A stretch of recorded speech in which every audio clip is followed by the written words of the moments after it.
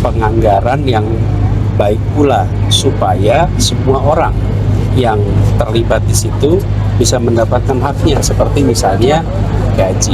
Itu adalah bagian dari perencanaan, bagian dari penyusunan sistem. Jadi prinsip itu yang harus dipegang, dan kalau itu ada, insya Allah bisa jalan lancar. Kami dulu melakukan seperti itu dan alhamdulillah tidak pernah ada keluhan-keluhan. Dinas Perhubungan ya, sudah ada saya minta untuk ditangani. Ya, ada beberapa laporan kepada saya, ada pemalsuan dokumen, mungkin akan dilaporkan ke polisi. Lebih dari 100 pengemudi Mikrotrans program Jaklingko Pemprov DKI Jakarta menggelar aksi demonstrasi di depan Balai Kota Jakarta untuk menuntut sejumlah kebijakan yang dianggap kurang adil. Aksi ini dilakukan sebagai bentuk protes atas diskriminasi nyata yang dilakukan oleh Direksi Transjakarta terhadap beberapa operator mitra program Jaklingko. Tidak tahu motifnya apa, namun banyak kesalahan yang selalu ditolerir, kuota penyerapan paling banyak yang diberikan terus-menerus, dan kemudahan lainnya. Intinya saya sampaikan adalah, satu itu tadi, yang kedua adalah terkait mekanisme peraturan yang diterapkan oleh TJ. Yang berikutnya adalah terkait upah kita. Saat ini upah kita sangat jauh di bawah yang layak, dan juga keterlambatan sering kita alami. Sementara kebutuhan kita sangat mendesak. Bayangkan, Bapak-bapak bisa bayangkan bahwa kebutuhan kita satu istri saja 3 anak atau 2 anak, Bapak bisa hitung. Itu masih minus. Yang berikutnya adalah kawan-kawan kita, saudara-saudara kita yang masih membawa reguler, kita harus dorong mereka juga ikut ambil bagian dalam Jaklingko ini. Para demonstran menuntut sejumlah kebijakan seperti transparansi pembagian kuota atas penyerapan angkutan reguler bergabung dengan program Jaklingko yang tidak adil. Mereka menuntut keadilan dan meminta PJ Gubernur DKI Jakarta Heru Budi Hartono untuk bisa memberikan solusi yang adil bagi mereka. Untuk diketahui, Jaklingko Mikrotrans, jumlah bus kecil yang diintegrasikan dengan layanan Transjakarta dalam bentuk Jaklingko Mikrotrans adalah sebanyak 6.360 unit. Namun dengan berjalannya waktu, saat itu sudah memasuki tahun ke-7 terhitung sejak tahun 2018, populasi bus kecil yang sudah diintegrasikan dengan Transjakarta baru berjumlah 2.795 unit atau setara dengan 43,94%. Dari angka persentase tersebut, 11 operator adalah mitra program Jaklingko. Lucunya, Transjakarta bukannya memberikan kesempatan pada operator lain untuk memperbesar daya serap, justru terus memberikan kuota pada operator dengan banyak kemudahan-kemudahan persyaratan dan perizinan. Sebelumnya, PT Transportasi Jakarta bisa menghentikan operasional Mikrotrans yang tidak mematuhi peraturan perundang-undangan yang berlaku dalam rangka menegakkan tata kelola perusahaan yang baik. Hal ini menanggapi dari 94 rute Mikrotrans, 65 rute beroperasi dengan normal, sedangkan 29 rute layanan lainnya tidak beroperasi atas inisiatif operator Mikrotrans. Jadi itu kontrak yang kita tanda tangani bahwa satu hari itu sebenarnya 200 km karena satu mobil 2 shift, supir pagi dan supir siang. Ternyata ini pun masih banyak yang belum mencapai, artinya berdampak kepada upah yang akan kita terima. Belum mencapai itu karena kondisi jalan macet itu. Nah, banyak yang terjadi, mekanismenya yang harus dibenari, sistemnya harus dibenari. Ada apa?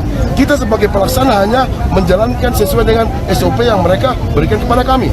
Berarti, banyak peraturan tapi kita tidak sejahtera. Berarti dari satu orang supir ini berarti 100 km. Betul. Berarti setiap harinya ada upah yang tiap bulannya ada tidak terpenuhi karena SOP-nya itu tidak terpenuhi. Ya, mekanismenya yang harus benahi agar kita bisa mencapai target tersebut.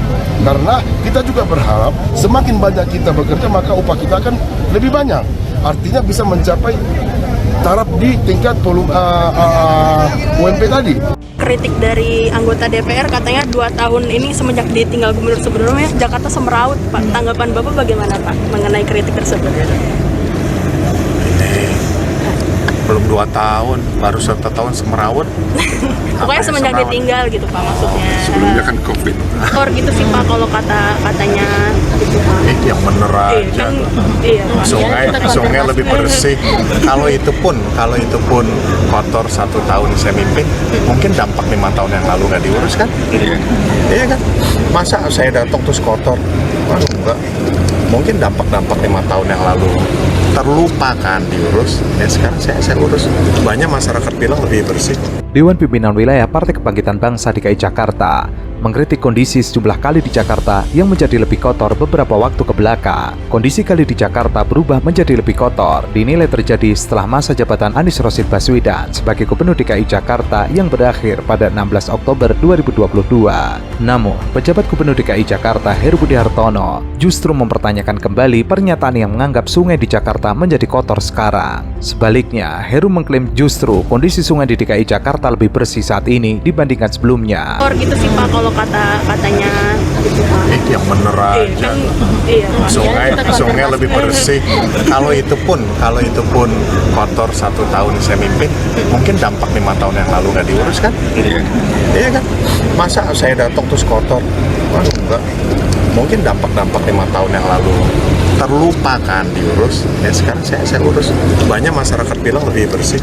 Heru menyebut kotornya sungai pada awal dirinya menjadi PJ Gubernur DKI Jakarta sebagai dampak dari kebijakan gubernur sebelumnya yang lupa mengurus dengan baik. Adapun pada era Anies ia mencanangkan naturalisasi Sungai Ciliwung. Hal itu berbeda dengan kebijakan pemerintah yang ingin menormalisasi Sungai Ciliwung. Karena itu, Heru mengatakan pemerintah Provinsi DKI Jakarta berupaya untuk mengurus sungai agar menjadi lebih bersih. Ya, jadi gini, tadi pagi jam 5 saya sudah monitor. Hari ini sudah per jam 7.15 sudah berkurang karena sudah dipakai karung sementara waktu. Antisipasinya Pak terkait dengan cuaca ekstrim kan Ya. Jadi gini, di Jabodetabek termasuk Jakarta kemarin kan intensitas hujannya 200 loh. 180 aja kita DKI ini kalau hujannya 4 jam sudah kewalahan. 200, jadi semuanya mohon dimaklumi dan saya mohon maaf di Jakarta Barat kemarin juga tergenang. Lebih dari 1 hari ya Pak? Iya, lebih dari 24 jam, tapi kan kita sudah atasi ini karena rob dan air hujan yang tadi 200 mm, lantas juga ada kiriman termasuk yang di Hek. Sebelumnya, Ketua DPW PKB DKI Jakarta Hasbiollah Ilyas menilai kondisi sungai di Jakarta semakin tidak terurus setelah Anies Baswedan tidak lagi menjabat Gubernur DKI Jakarta. Ia mencontohkan sungai yang berada di dekat rumahnya menjadi kotor beberapa waktu ke belakang. Karena itu, DPW PKB DKI Jakarta mendukung Anies Baswedan untuk kembali menjadi gubernur. Anies pun telah menerima amanah DPW PKB DKI Jakarta untuk menjadi calon Gubernur DKI Jakarta 2024. Ada pembersihan gorong-gorong, ada juga pengerukan kali untuk memastikan bahwa sedimentasi yang terjadi itu bisa dibersihkan awal. Harapannya kita bisa menghadapi musim penghujan besok dengan lebih siap dan mudah-mudahan terhindar dari banjir. Untuk diketahui, Anies Baswedan telah melakukan kerja pembersihan kali di Jakarta. Hal tersebut terlihat dalam gerakan Gerebek Lumpur. Gerebek Lumpur telah dimulai sejak era Anies Baswedan. Hal itu dilakukan di Kali Krukut, Bendungan Hilir. Sejak awal, Anies Baswedan telah melakukan pengerukan waduk, pembersihan gorong-gorong, dan pengerukan kali. Hal itu untuk memastikan bahwa sedimentasi bisa dibersihkan sejak awal. Semua pendekatan kita dari mulai transportasi sampai urusan sungai itu mengandalkan kepada pendekatan yang ramah lingkungan. Itu prinsip yang kita pegang. Bukan hanya urusan sungai, semuanya. Nah, ketika sampai pada sungai, ada pendekatan yang sudah lama digunakan, betonisasi. Dibuatkan beton kanan kiri.